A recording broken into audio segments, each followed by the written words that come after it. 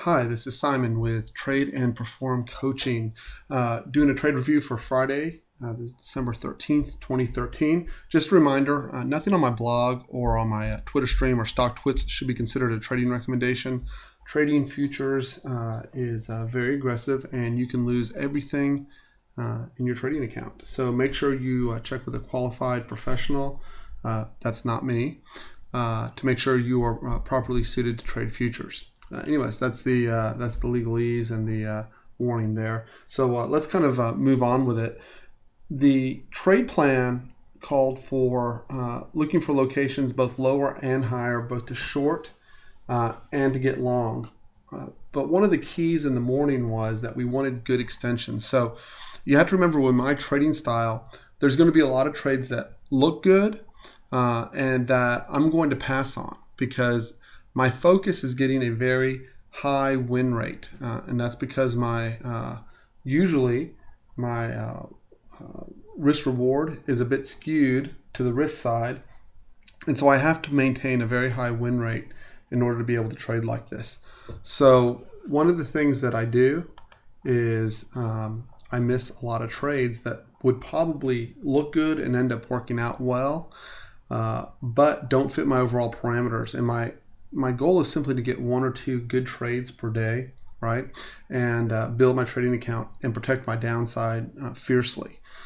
So looking at that this morning, obviously the zones by themselves are an edge.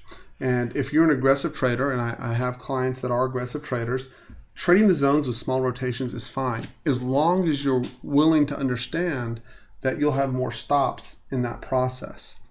Okay, so obviously we opened up right in between the two zones. The first touch of the white zone provided a fantastic trade location, and it actually was a high odds trade location. The white zone itself provides very good trade location almost every time, regardless of the size of rotation into it. Everything else requires a big rotation. So we opened up, we tagged the white zone quickly, and then we rotated right up. We didn't quite hit Thursday's highs, but we got close to it, right? We just barely tapped the bottom of this green zone. That gave a nice rotation. Now, the area that I was looking for, right, and I had highlighted, if you'll look at the market preview, which is in the video right below this one, you'll say that I had highlighted two areas where I wanted to look to get long, and that was this zone and this zone here. And so the first move down into this zone, look at the size of the rotation here, right? Even taking the trade at the front of the zone, right? Yeah, you took a little bit of heat, but it gave a beautiful rotation back up, and we actually had tick divergence right here in the back. I'm not going to cover the tick divergence today. I've covered it in other videos, but and you can certainly email me if you have questions. I'll be happy to send you a sample of tick divergence. But we had tick divergence right in the back of the zone. Now, here's an interesting look from the standpoint of how I can have a trade, have it properly set up, and then for whatever reason have the trade not work. And what happened was I just executed properly, and for whatever reason I wasn't in the right frame of mind to take this execution. I called this trade out. It was a perfect setup, and I just simply did not take it for whatever reason. And so I missed, obviously, a very nice, beautiful rotation up. It was actually from the top of this zone, yielded almost 5 points in the rotation up or more, depending on where you took it in the zone. What that does for me, as soon as I see something like that, you'll notice I didn't call out any other trades through the balance of the day. This tells me right here, when I get a situation like this, and I miss it, and it's part of my trade plan, that I'm off for the day. Instead of going, well, I'm going to reset, it's a warning sign for me. And so the way I look at that is I simply choose not to trade the balance of the day. The first trade is usually my highest odds trade. I almost always hit a profitable trade on my first trade. If I have a losing trade and or I simply miss the trade once I've called it, that's a problem for me, and I need to simply wait until another day appears. And I'm all right with that. So I did have a very small loss. I took half gap on the rundown on NASDAQ and took what essentially was a 2-point loss. And that's where I ended up on the day. I ended up down 2. Compared to my up days, that's very minuscule, and I can totally live with that. Now, the other thing that I was looking for through the balance of the day was going to be a short squeeze up. And if you'll notice, again, when we get to this 9:30 period of time, right, that's when you have the highest odds of a short squeeze starting to develop. Somewhere between 9:30 and 10 a.m., certainly the latest at 10:30. It's very common even in down markets to get this slow grind up into lunchtime. And so it doesn't always happen. It's not a super high odds thing, but it happens enough that trying to stick this short through this period of day is very, very difficult. So at any rate, we got this drive up, preceded by a move down. Now, something very interesting here is we got divergence between ES and NQ into this move down. And I'm going to show that to you here real quick.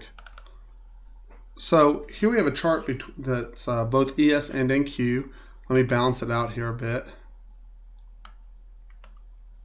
And if you'll notice, the key event here, the key clue that we're going to get a second short squeeze up was this right here.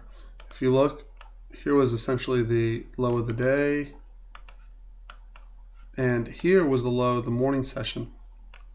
Okay, and I'd actually called this out to one of my clients and pointed out that this was highly likely to occur, which was we got to break to new lows on NQ. So that told you two things. First of all, NQ usually leads the market up, or at least it has for the last 3 months, right?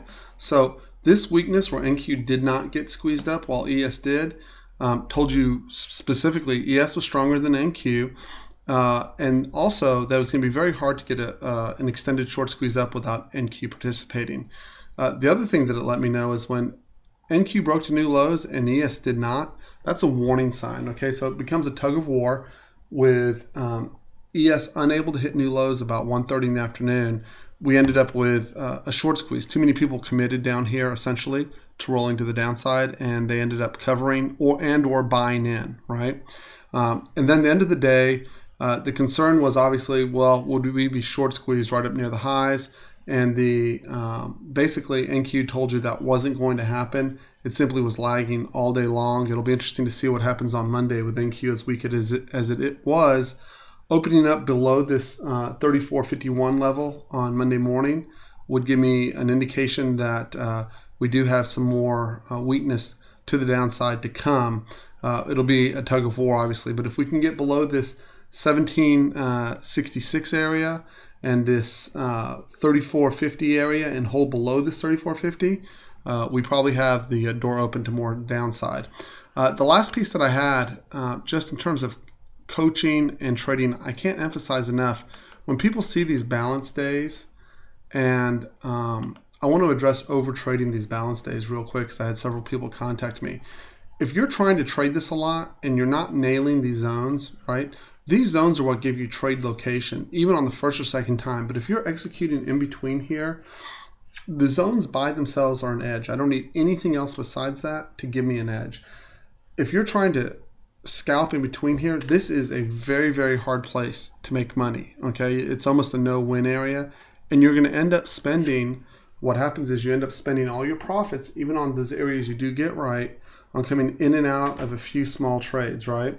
So instead of doing that, and instead of trying to get a bunch of trades that you'll make a point or 2 points on, that's the hope, right? But without trade location, all you end up with is, even on a profitable day where you make $70, $80, $100 an account, I'm referring to small accounts or large accounts that are trading a lot.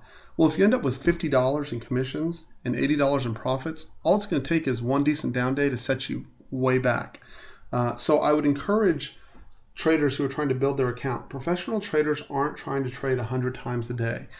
The one trader that I know that is really, really fantastic, on average, 8 to 14 trades across 2 or 3 markets. Okay, so that particular gentleman makes about anywhere from $5,000 to $20,000 a day. He trades large size, but that's it. So if you break that down, 8 trades across 3 markets, it's about 2.5 trades per market per day. So at any rate, that's something for you to consider. If you're overtrading, there's ways to correct it. If you feel compelled to overtrade, that's another problem that can be addressed. All of these problems can be addressed, but remember, this is a vicious business. People are here to take your money, take it seriously, be well prepared, have your trade plan written down, and make sure that you're executing that trade plan at the end of the day. get someone who can actually check that you're trading that properly. That'll go a long way towards helping you get profitable and stay profitable. So at any rate, remember, anyone can trade profitably. You just have to be willing to conform yourself to a trade plan and executing that trade plan. So my name is Simon with Trade and Perform Coaching. I certainly hope I helped some people today. I hope you'll have a great weekend, and I am headed to the football game this afternoon. So talk to you later, and we'll see you on Monday morning. Bye-bye.